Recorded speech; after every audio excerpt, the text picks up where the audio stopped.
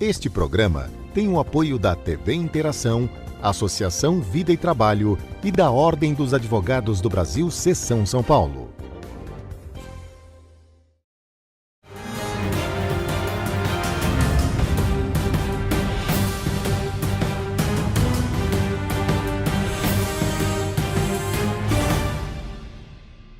Alô, amigos, bem-vindos ao Gente que Fala. Estamos na TV aberta, canal 9 da NET, canais 8 e 186 da Vivo.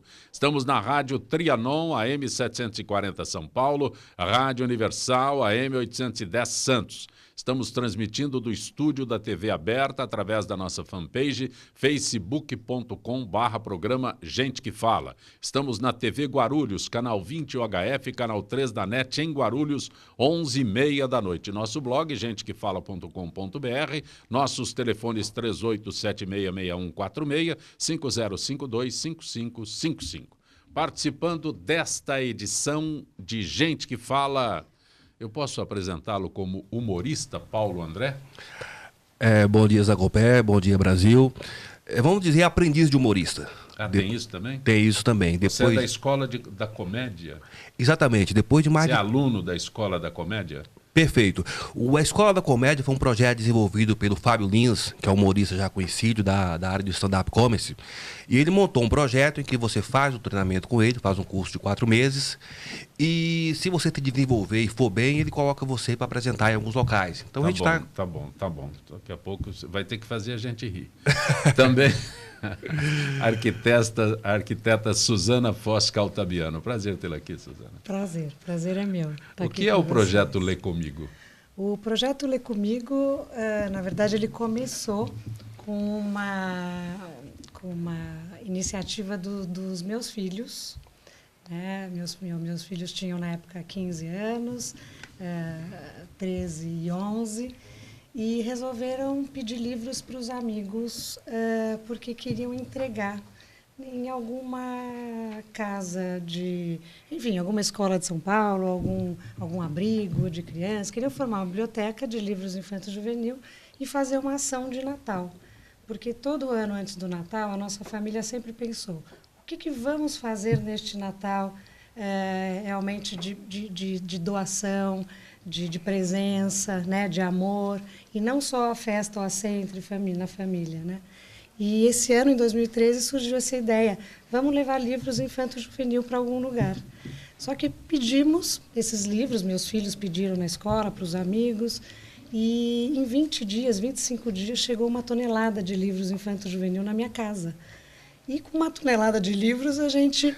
Puxa vida, foi um pouco mais do que a gente imaginava, né? E que bacana, mas o que vamos fazer com tudo isso? E estavam chegando as férias de verão mesmo, e a iniciativa foi: mãe, por que não vamos conhecer o Brasil e entregar esses livros nas escolas? Minha mãe aqui, claro, vamos. Mas, bom, e como, né? Vai onde? E vai onde? Mas sempre, assim, na minha casa, a gente conversou sobre a importância da educação, né? A importância da educação para a gente ter menos desigualdade. Isso é muito interessante. Antes da gente entrar no programa, quando o Paulo André falou da cidade dele... Sim. Onde é a tua cidade, Paulo? Chama-se Salva de Vida, fica no Vale de Jequitinhonha, Minas Gerais. Quantos quilômetros tem daqui lá? Olha, mais de 1.500. Você foi lá no Vale do Jequitinhonha com a família? A ideia, quando a gente pensou na viagem de férias, distribuindo os livros e conhecendo o Brasil mais a fundo, nós tínhamos a pretensão de chegar no Maranhão, que é o menor IDH do Brasil, né? Na época era o menor IDH também. E escolhemos fazer o Vale de Jequitinhonha. E aí passamos por Salto da Divisa. E foi uma cidade que nos recebeu muito bem. Mas como isso acontece? Eu quero entender melhor. Como acontece? Você pega os livros, vai lá em Salto da Divisa, se apresenta. Vai onde? Vai na prefeitura? Tem uma biblioteca? Tem algum lugar? Como é que faz? Escola? Como foi a primeira expedição, né? Depois até hoje se tornou uma OSC, né? Já entregamos quase 4 toneladas, né? Quase 18 mil livros. E os livros são usados em bom estado, que os jovens doam, as escolas que participam, enfim. E a gente quer fazer chegar esses livros porque esses livros, tem muitas escolas que não têm livros, né? Pelo Brasil, a gente acha que tem, mas não tem.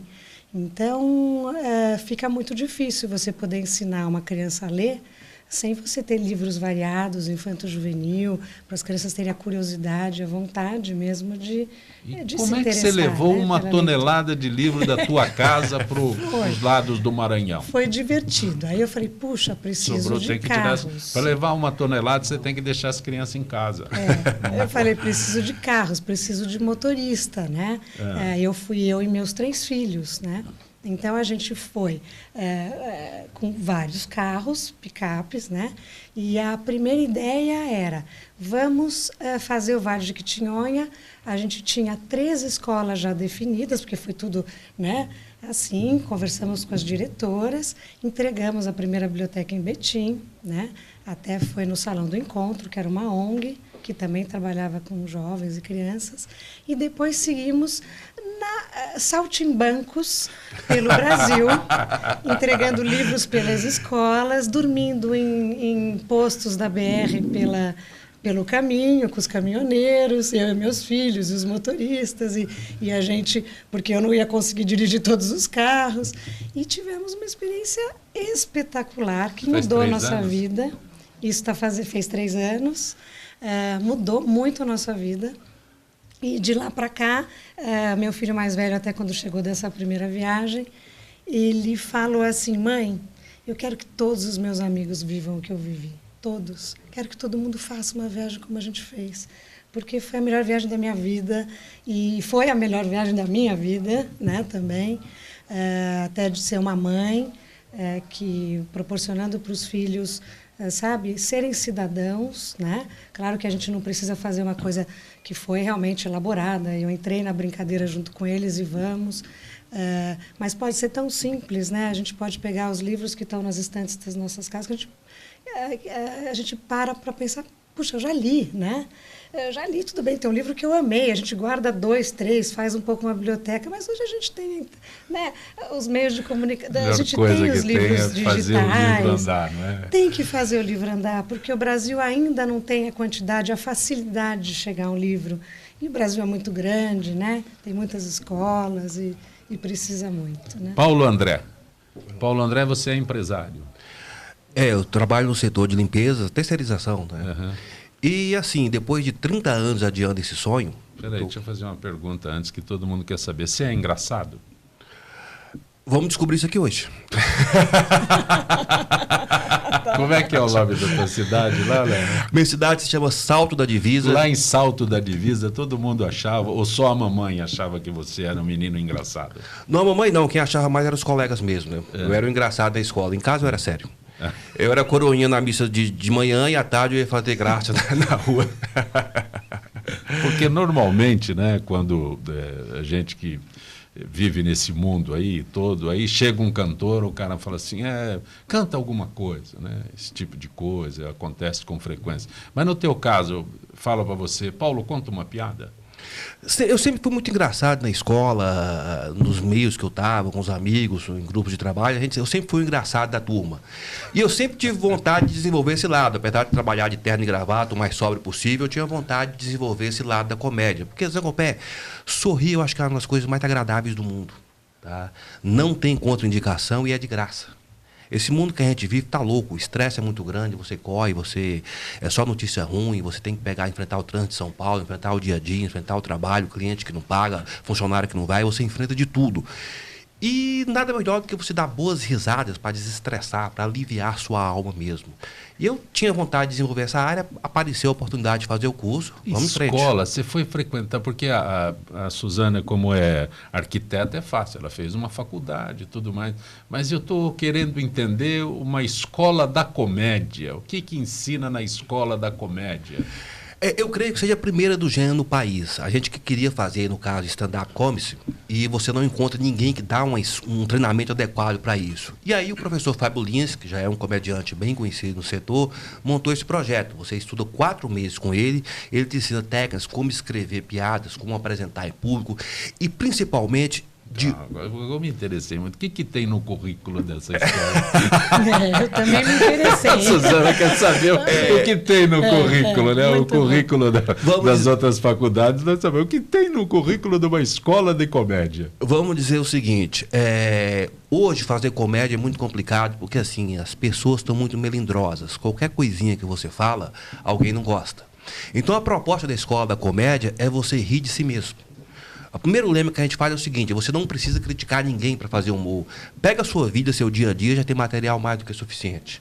Então nós somos treinados e desenvolvidos a contar nossas histórias, contar coisas que a gente acha que é o fim do mundo que acontece com a gente no dia a dia, e você no final da semana transformar aquilo em humor. É bem prazeroso e ninguém vai se ofender. Eu estou falando mal de mim mesmo. Aí pode. Se eu pedir para você aqui 3 minutos de um tema engraçado, você consegue? Desde que você poupe a Suzana e o Zancopé, tudo bem. À vontade, à vontade. As piadas do Zancopé eu só conto em off. Vamos lá. Bom, quando eu cheguei do Vale de Quitionha em São Paulo, o primeiro trampo que eu descolei aqui, eu fui ser corretor de imóveis. Mas eu não fui vender qualquer imóvel, não. Eu fui vender apartamentos subterrâneos, terrenos de 7 palmos quadrados de terra. Isso, eu fui vender sepultura. Aí a gente fala sepultura? Sim, porque ninguém está preparado para morrer, tá? Você que está me assistindo agora, você estaria pronto para morrer agora? Morrer custa caro. Não acredita? Testa, experimenta morrer para você ver. Agora você pensa o seguinte comigo: se o seu carro quebrasse hoje, você iria dizer: tô sem grana, encosta ele aí, final do mês eu mando consertar. Sua máquina de lavar estragou? Só tem dinheiro dia 15 no Vale, encosta ela aí que dia 15 eu mando arrumar. Pergunto: e se a sua sogra morresse hoje? Você ia falar o quê? Tô sem grana, encosta ali, final do mês eu enterro? E se ela ressuscita? Você não pode perder a chance. Sogra morreu, você tem que promover logo um enterro, ostentação. Saí desse negócio de sepultura e fui trabalhar depois numa clínica de impotência. Eu queria continuar mexendo com o defunto, tá? E trabalhar numa clínica de potência foi uma experiência fantástica. É uma clínica famosa, ela passa muito na mídia. Eu trabalhei naquele call center, eu atendia as pessoas que ligavam. E eu, um cara interiorano que vem do Vale de Quitionha, nunca imaginei na minha vida que um dia eu ia ter que virar para um homem e perguntar: como está a sua ereção, senhor? E o pior de tudo, ganhar dinheiro para fazer isso. Agora, o mais engraçado dessa profissão era ter que explicar para os outros qual é a sua profissão.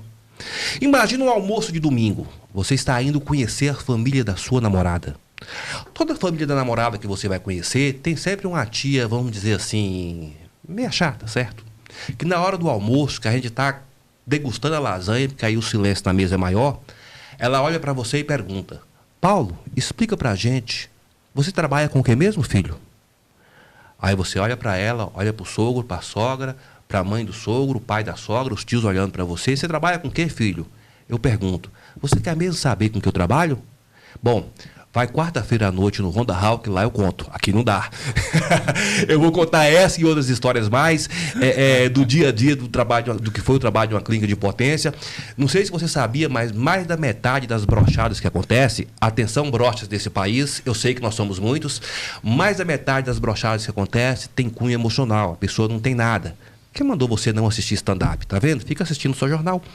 Bom, então vamos contar outras histórias, além da clínica de potência, além de mais histórias de sepultura, nós vamos contar também histórias num período em que eu trabalhei vendendo cosméticos. Porque a parte que as pessoas mais gastam dinheiro de cosmético é com o rosto. Todo mundo quer ter um rosto mais saudável, mais bonito. E tem alguns exercícios para você, sem precisar gastar dinheiro, porque o rosto é cheio de músculos, você pode fazer alguns exercícios e deixar seu rosto mais saudável. Quer saber quais? Te espero quarta-feira à noite no Honda Hall. Eu vou contar essa e outras histórias mais. Onde é o Honda Hall? Honda Hall fica na Vila Olímpia, é ali na rua Júlio Diniz, 176.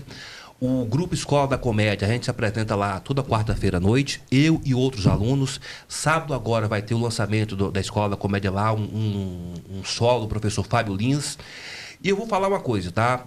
Para amanhã, sábado à noite, começa às meia-noite, ou quarta-feira, a partir das 20 horas, eu vou deixar meu contato depois. Quem ligar, quem entrar em contato e falar que assistiu a gente aqui no programa do Zancopé, vai ter entrada grátis, vai ter a cortesia da gente. Mas tem que falar que viu a gente no programa do Zancopé. Meu Deus do céu. Adorei. Você gostou? Aprovou? Já para você também aprovou, né? Eu posso garantir o seguinte, a vida é muito corrida, Zé Copé, tudo é muito difícil e eu vou voltar a falar, sorrir é o melhor remédio do mundo, não tem contraindicação e é grátis. Se você adquirir o hábito de sorrir, de dar gargalhada mesmo, você vai ver quão bem isso vai fazer para você. Então, quarta-feira à noite, a gente vai ter lá uma apresentação. Normalmente são 6, 7 comediantes que se apresentam. O Fábio Lins, que é o profissional, é o professor da turma, e eu e outros alunos, cada um com seu texto de 10, 12 minutos, onde a gente conta histórias da nossa vida de uma forma bem larga, de uma forma bem divertida. E você que está assistindo, você fala, poxa, mas o cara falou que sempre trabalhou no meio corporativo, ele foi empresário, foi representante comercial, foi tudo. De repente, tem mais de 30 anos que eu tinha vontade, desde quando eu tinha 14, 15, lá em Salda de Vida, eu tinha vontade de fazer teatro. E eu vim adiando isso, adiando. Gente, a vida passa rápido demais. Se você tem um sonho, não deixa para amanhã, não. Procura realizar agora, tá? Sorrir é prazeroso. E mais prazeroso ainda é você arrancar um sorriso de alguém. É você fazer a plateia delirar de dar gargalhada. Paulo, por exemplo, eu sei que isso é comum. A Suzana, né, como arquiteta, ela vai a uma reunião e alguém sempre fala para ela assim, Suzana, eu tenho um quarto lá em casa que eu gostaria de dar uma mexida, eu não sei. Você pode me fazer alguma sugestão? Você nunca viu o quarto, você não sabe da casa como é, mas imagino que isso seja comum. As pessoas pedirem a você sugestões, orientações, né, sobre algum cômodo da casa. Isso é comum. Né? Sim.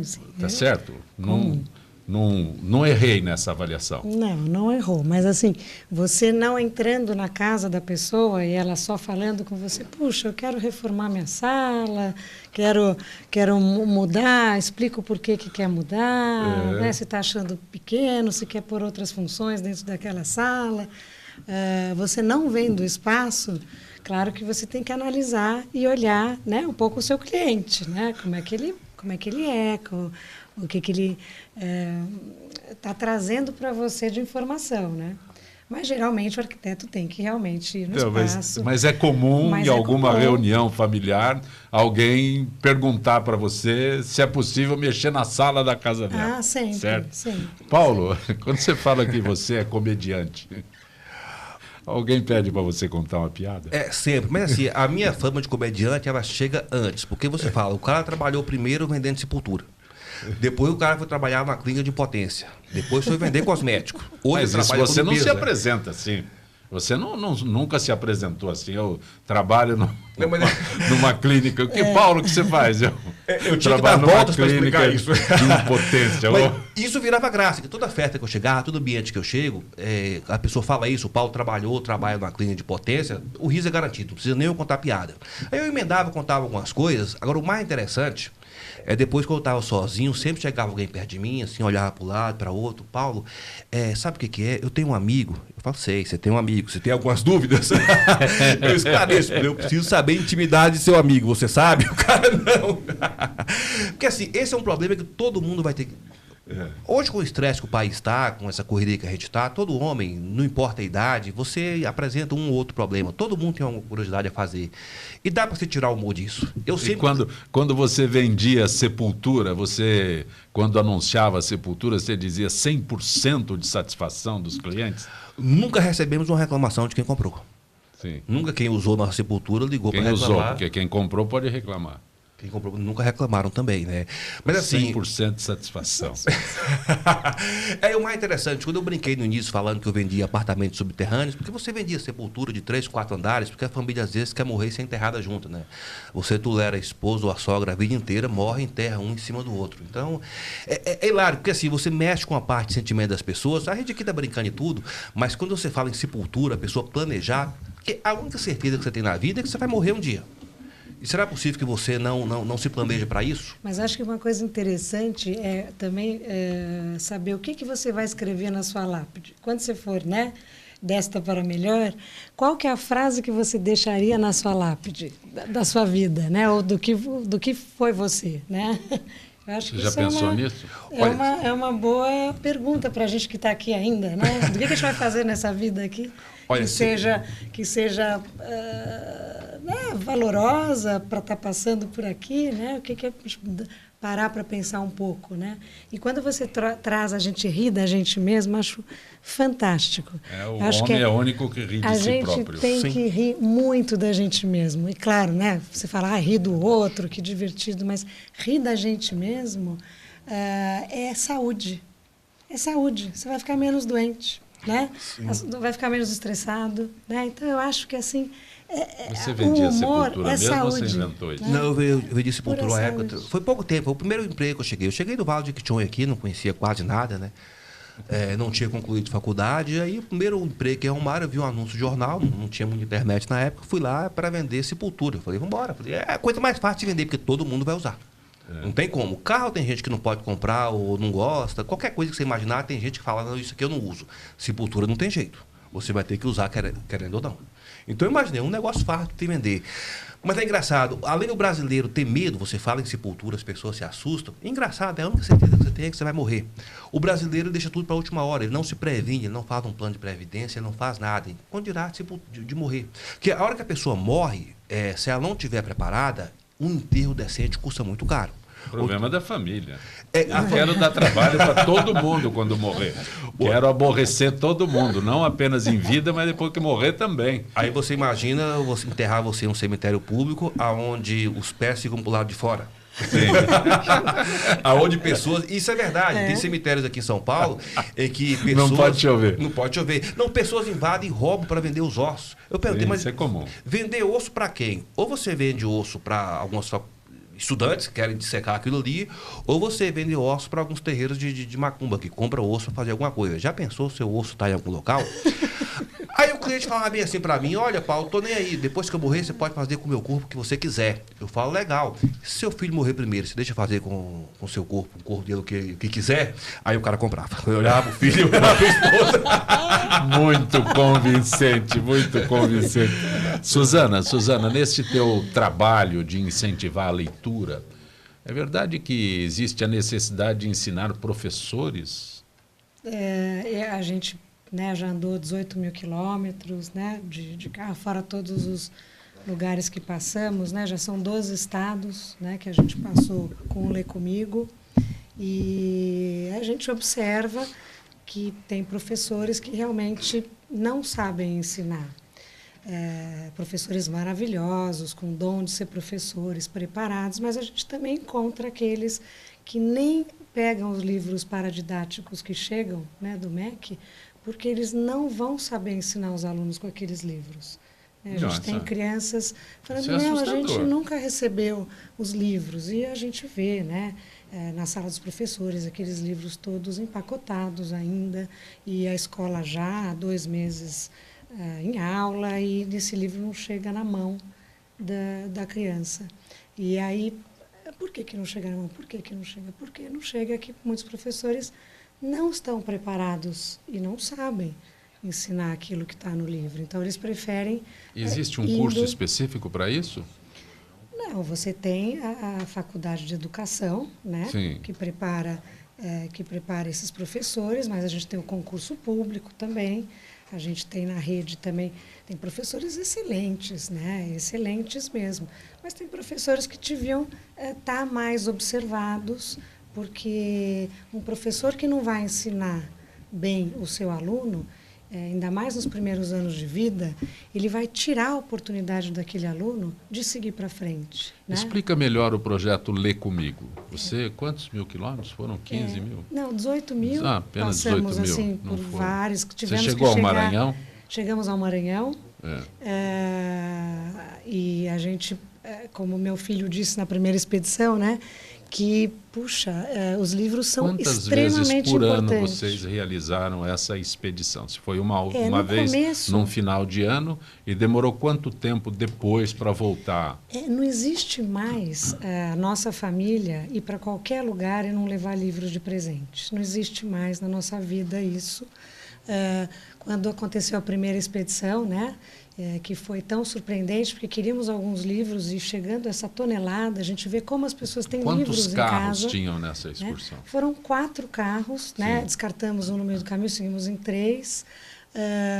Mas a gente percebeu com isso que nas grandes cidades nós temos muitos livros. E esses livros não podem ficar parados, porque quando a gente vê a realidade, e não só a realidade, que, claro, a gente tem livros didáticos e paradidáticos chegando nas escolas. Algumas não chegam mesmo, né? Mas a quantidade eu quero de livros, entender melhor. Eu vou até o Maranhão. Aí sim. você, numa das tuas viagens, no teu percurso lá, você detalhou quais cidades. Como é que você escolheu esta cidade? Você não foi parar em Belo Horizonte, porque Belo Horizonte não haveria necessidade. No começo, né, que se tornou um projeto, porque nós íamos espontâneos, e aí amigos falaram, Suzana, mas cria um logotipo, escreve um nome, né, da expedição. Os amigos todos queriam nos acompanhar, porque ninguém acreditava. Eu falei, Suzana, você é maluca, pegar seus 3 filhos e ir, assim, no Brasil, pode quebrar o carro, furar um pneu, alguma situação de perigo, né? Você com os seus 3 filhos. E eu falei assim, não, a gente vai viajar durante o dia, vai sempre escolher uma cidade antes do anoitecer, vai achar uma pousada e dia seguinte seguimos o caminho, né? A nossa ideia era, nesses 36 dias de férias que tinham meus filhos, chegar até o Maranhão. Ficamos 36 dias na estrada, entrando em cidades, por exemplo, chegamos com meus filhos e brincando, porque foi uma grande brincadeira gostosa do bem cidadã de férias. E por que não, né?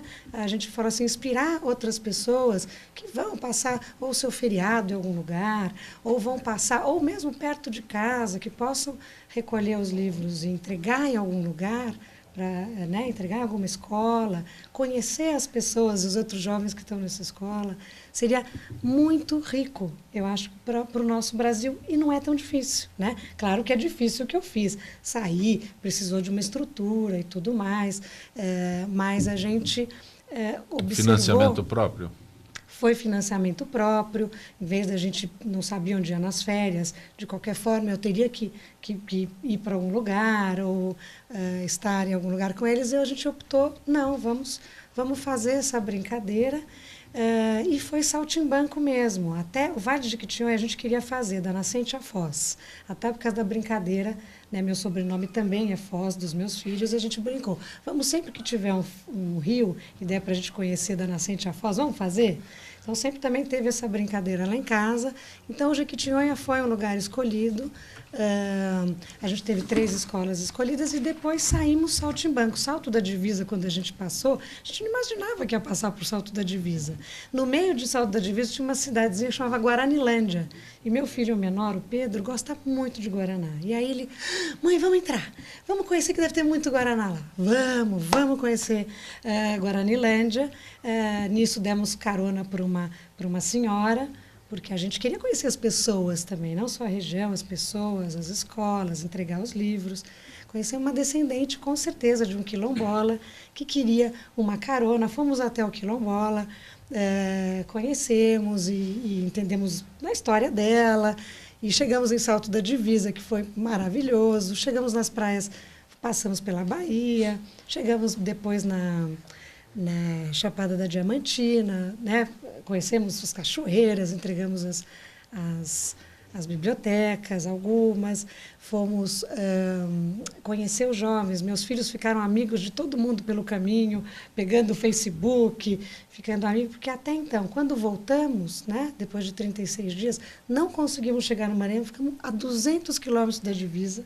Mas aí depois fizemos uma viagem. Acabaram os livros, mas não só por isso, né, porque em Tocantins já foi acabando a biblioteca, as bibliotecas, que foram essa 1 tonelada de livros foram colocadas em caixas de plástico, né, com livros com idades variadas, para ter uma variedade, para serem atrativos, né, para quem estaria escolhendo para ler, mas ficou para uma próxima conhecer o Maranhão, né, e fomos depois para o Maranhão. Mas a volta da primeira expedição, que eu queria dizer, e aí que depois meu filho quis fazer uma ONG, né, que hoje a gente fala OSC, né, Organização da Sociedade Civil, né, para levar os amigos dele viverem o que ele viveu. Porque quando ele voltou, ele falou, mãe, eu quero que todo mundo viva isso, que a gente consiga levar mais livros, mas eu quero que os meus amigos fiquem amigos desses amigos que eu fiz, que conheçam esse Brasil que é maravilhoso. Quantos foram numa segunda? Né? Aí ele colocou dentro da escola dele, e da escola dele passou para algumas outras escolas, abrimos a ONG, a mãe, que era maior de idade, abriu para eles, né, que se chama Lê Comigo. E o comigo é porque a gente quer junto. Tudo bem, é importantíssimo a gente pegar o livro e enviar para onde for, mas seria mais bacana se a gente fosse junto, se os jovens fossem juntos levarem o livro e conhecerem os outros jovens do Brasil. Porque a Maria, né, que é a minha filha do meio, fala, mãe, a gente fica na nossa vida, na nossa cidade, a gente acha que o jovem que está lá no Maranhão, ou o jovem que está no Mato Grosso, ou o jovem que está no Ceará, ele é muito diferente da gente. Ele não é, mãe. Ele tem os mesmos anseios que a gente. Ele quer ter uma profissão, ele quer namorar, ele quer estar com a roupa que seja do grupo. É tudo igual, são jovens, né? E ela se viu assim...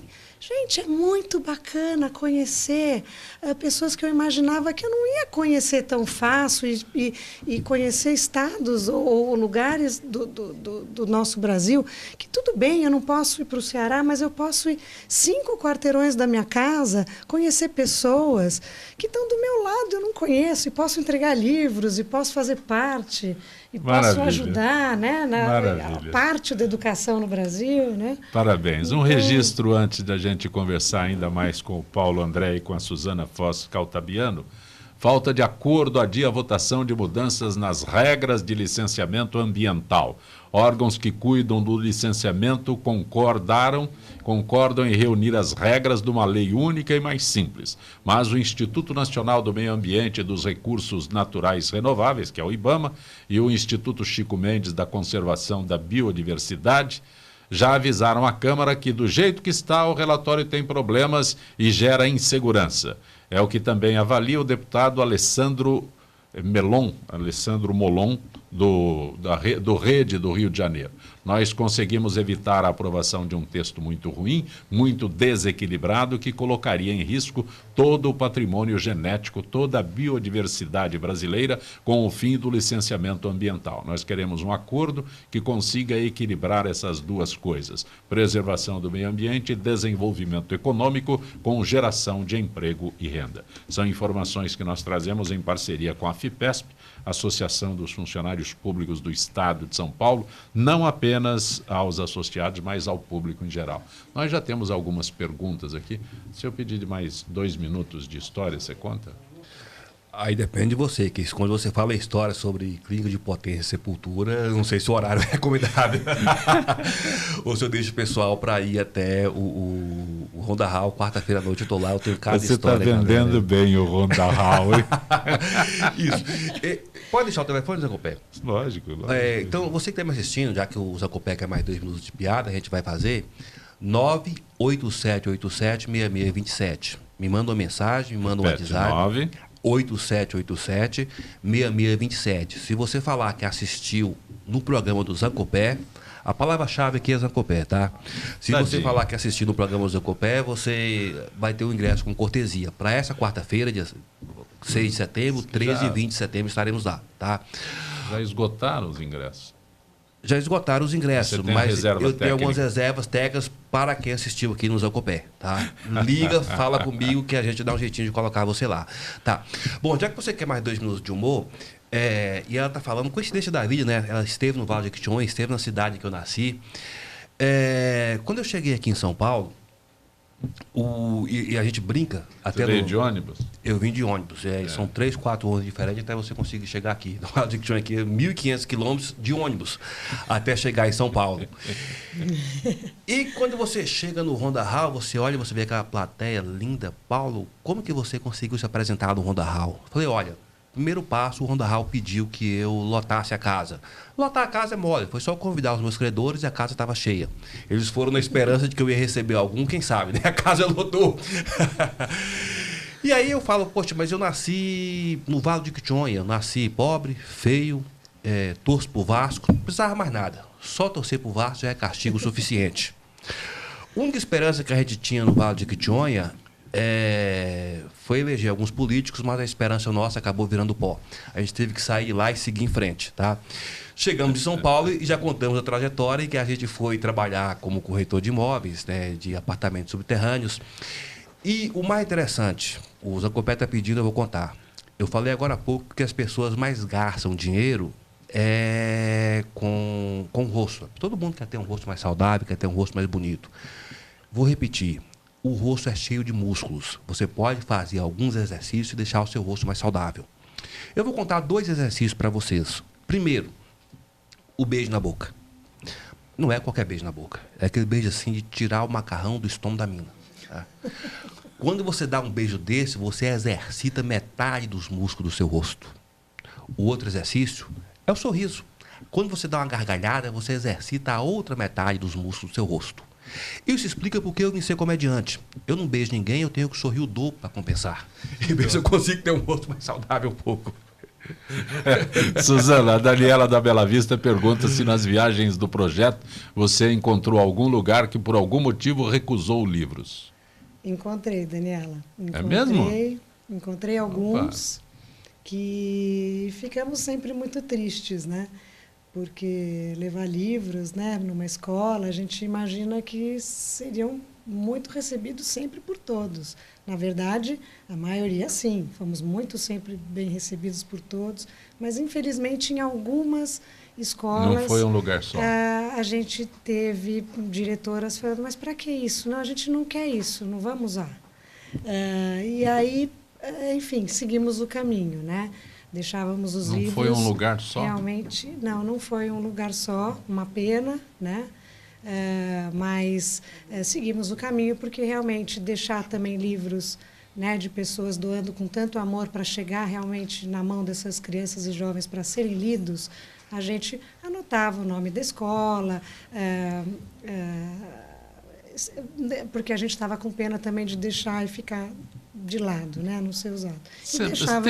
Agora, tem um detalhe, em algum lugar você sentiu que as pessoas atenderam vocês, receberam os livros, mas havia uma certa indiferença na recepção?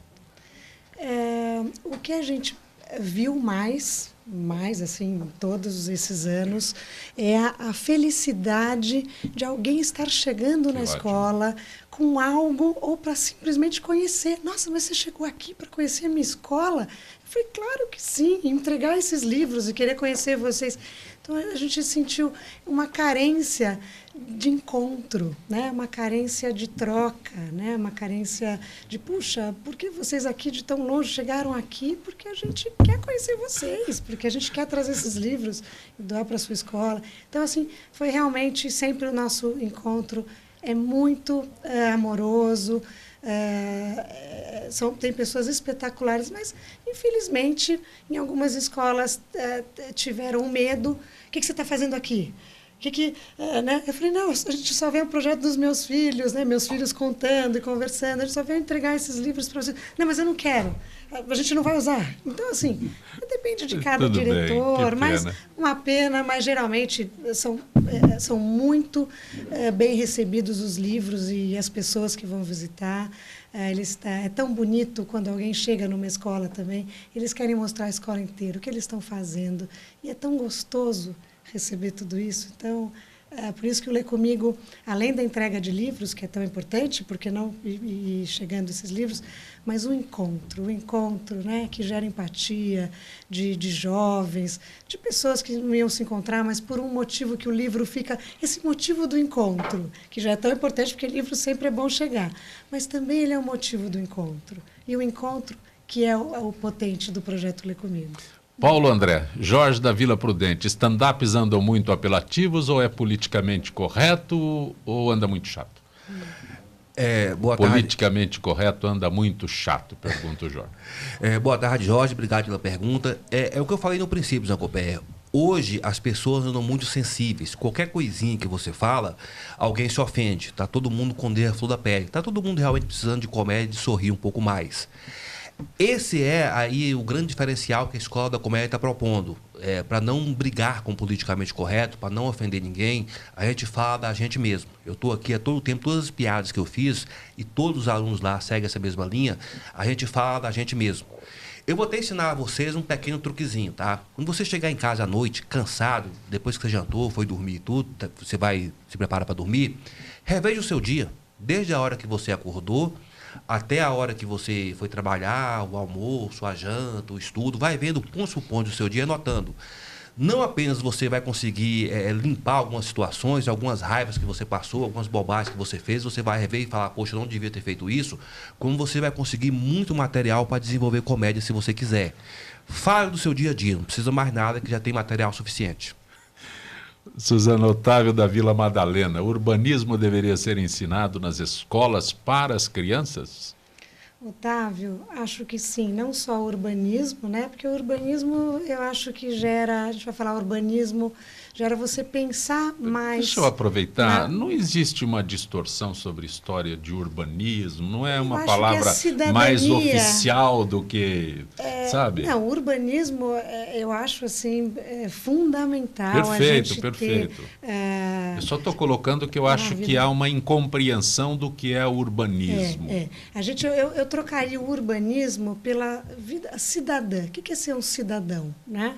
Eu acho que cidadania tinha que ser estudada, tinha que ser parte do currículo das escolas, porque eu acho que a gente tem que, é pela educação que a gente vai olhar o outro, não vou jogar esse papel na rua, eu vou sempre pensar em melhorar a minha cidade, o meu bairro primeiro, a minha cidade, o meu país, e um país se faz de cidadãos, né?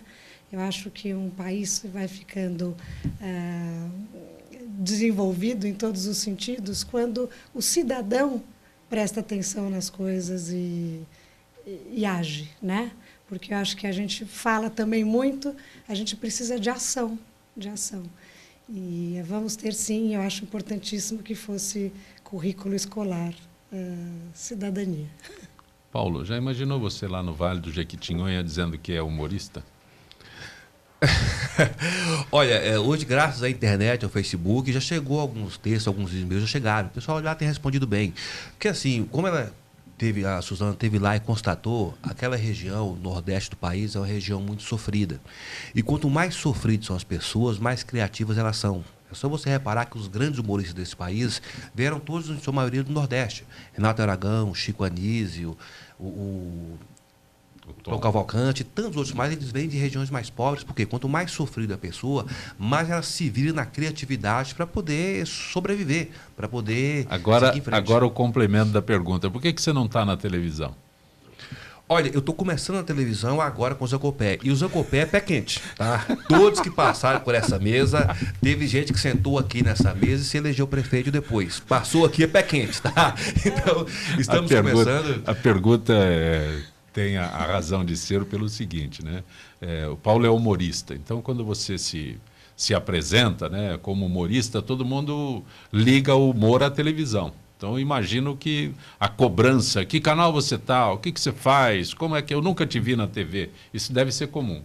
Sim, isso é comum. E as pessoas acabam não vendo que fora da televisão tem muita gente boa trabalhando. É questão de oportunidade. Eu comecei, como eu disse no princípio aqui, eu sou aprendiz de comediante. Eu estou praticamente... tem isso também? E como tem. Eu estou aí há 6 meses como... Aprendiz de comediante já é uma piada, né? É o que eu falo, você pode tirar piada de tudo do seu dia a dia. Você não precisa falar de ninguém. Usa o seu dia a dia que já é cômico o suficiente. Então, assim, eu estou há 6 meses no setor, estou sendo visto pelo país todo agora, novas oportunidades vão surgir. Eu já falei que o Zancopé é o cara mais pequeno que eu conheço. Você não tem medo de ser reprovado nessa escola de comédia? Se eu for reprovado, eu faria uma grande piada sobre isso.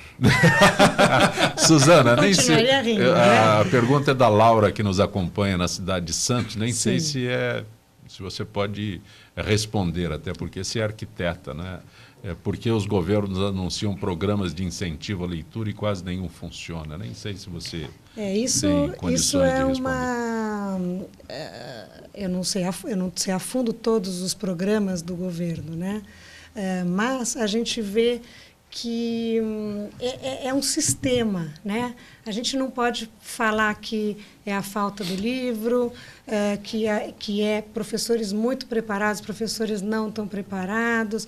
Eu acho que é um sistema inteiro aí para ser revisto na educação, como está sendo revisto, né? A gente está vendo mudanças no ensino médio, né? Porque tem muita evasão na escola, no ensino médio, principalmente os jovens, eles não veem mais o porquê, e muitos que já estão até trabalhando no ensino médio, e de o que eles estão fazendo ali. Então, acho que essa abertura de você seguir, se você está mais humanas ou exatas, aonde você quer seguir, ter algo que te profissionalize ali, ou que te ajude a você seguindo, vai te segurar mais na escola, né? Para não ter evasão escolar. Mas quanto à leitura, eu acho que projetos, né? Tudo que a gente faz, que os jovens ou as crianças hoje em dia participem do processo, né? O projeto Lê Comigo, por exemplo, está entrando aqui em escolas em São Paulo, né? Escolas públicas de São Paulo. Só de levar um projeto que sejam trabalhados por eles, que os jovens sejam protagonistas, né? Não que eles tenham assim, o que eu vou fazer com esses livros que me foram doados, com uma perspectiva. A perspectiva é que você ganhou esses livros e ganhou também uma outra biblioteca, que é para você levar adiante no seu bairro. Então, puxa, eu vou levar adiante, para que escola a gente vai levar? Que projeto de leitura a gente vai fazer para ajudar eles a lerem? E a leitura, ela vem com afeto, né? Ela vem com encontro, e a leitura é um afeto. Ou é o seu pai, ou uma professora muito querida que fez você ler e se encantar pela leitura, ou é tua avó, né? Ela vem com afeto. Então, quando a gente entrega olha, tem esse projeto, vocês querem aderir? Então, vocês também estão ganhando esses livros, porque a gente encontrou vocês, e que delícia encontrar vocês. Se eu fosse na sua casa, eu levaria um bolo, mas como eu estou indo na sua escola, eu levo livros. Parabéns. E eu quero encontrar você. Então, eles têm a oportunidade de ir numa próxima escola, levar a leitura, né? Fazer roda de leitura, levar os livros, conhecerem os outros jovens que também estão pertinho deles, né? Eu vou responder a parte mais correta, é que quando o governo se mete, nada dá certo.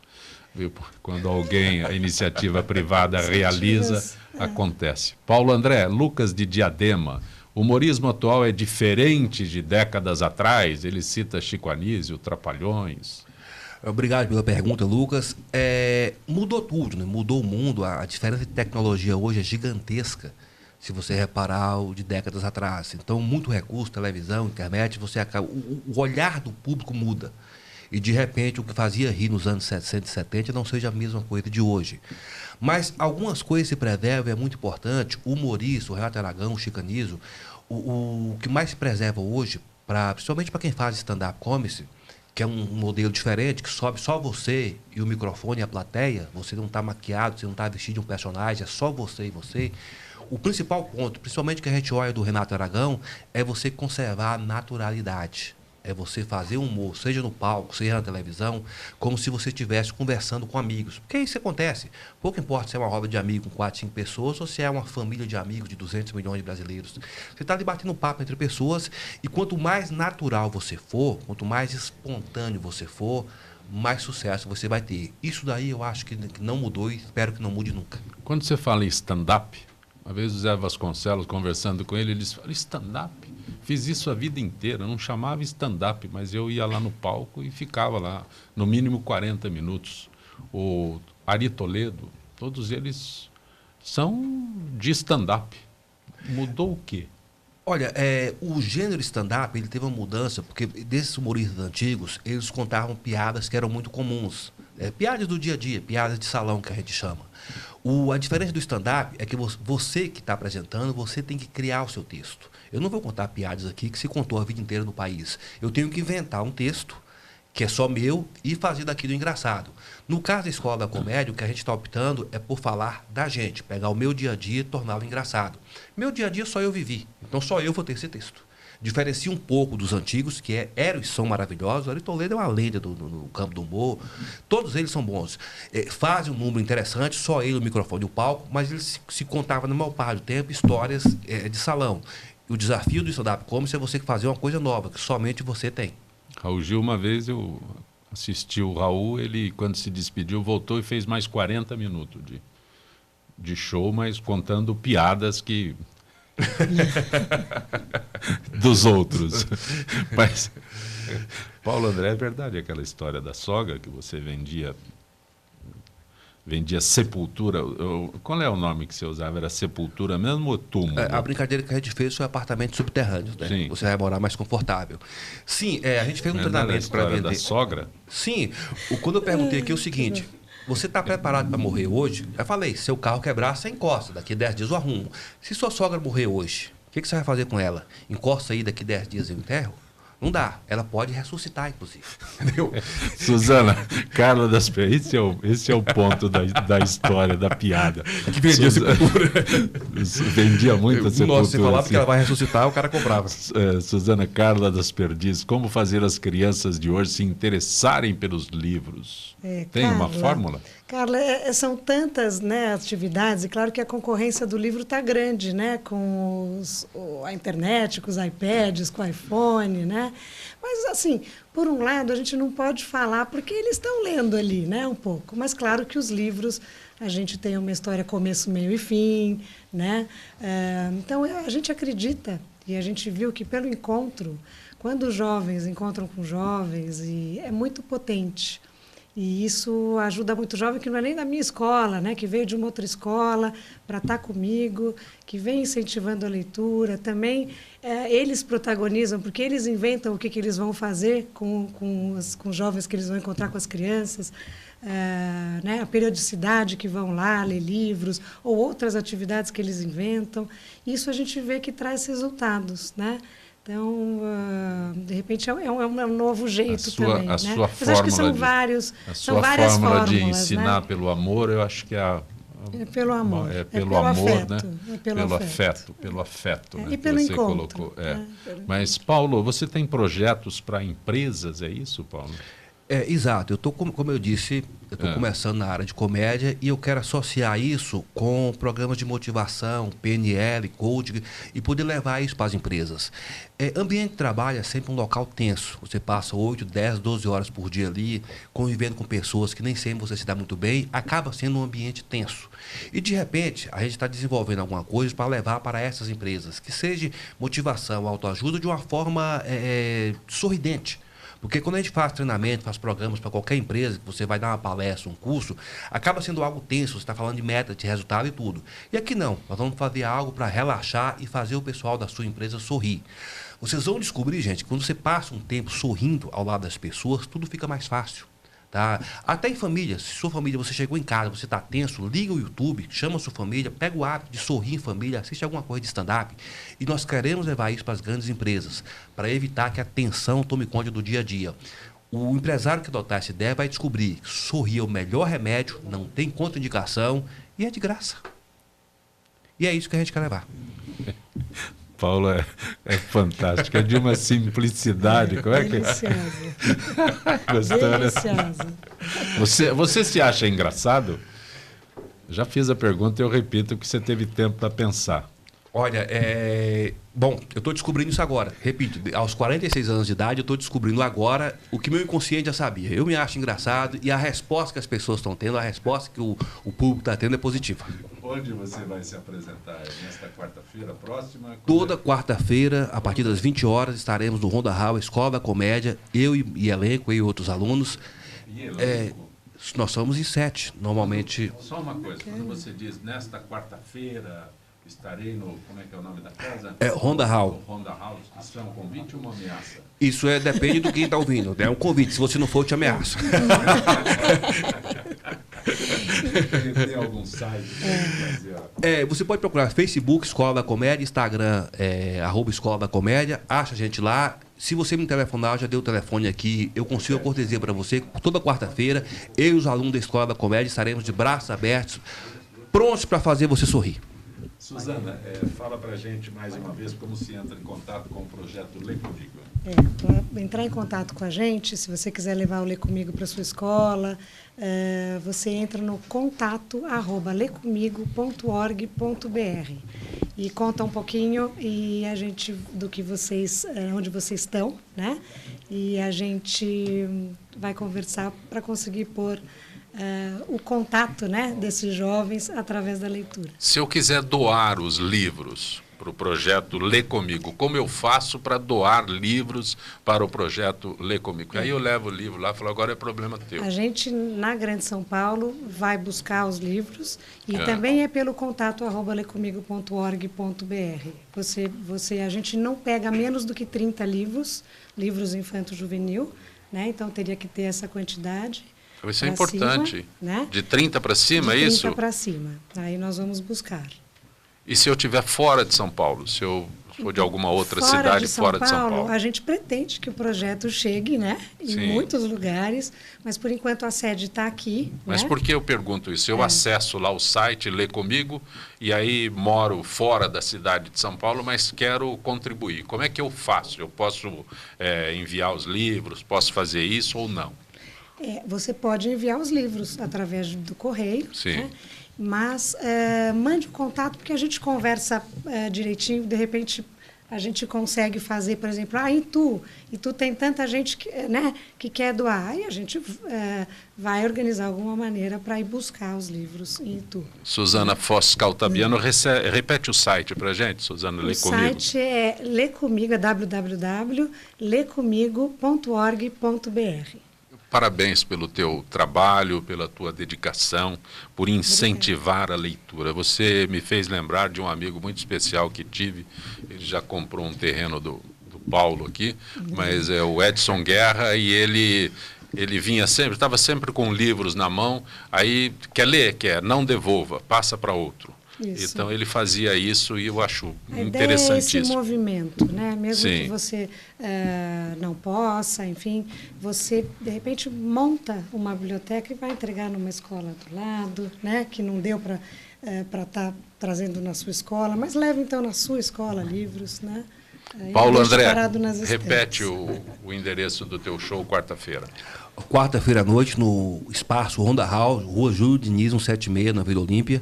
Facebook, você acha a gente Escola da Comédia, ou no Instagram, @Escola da Comédia.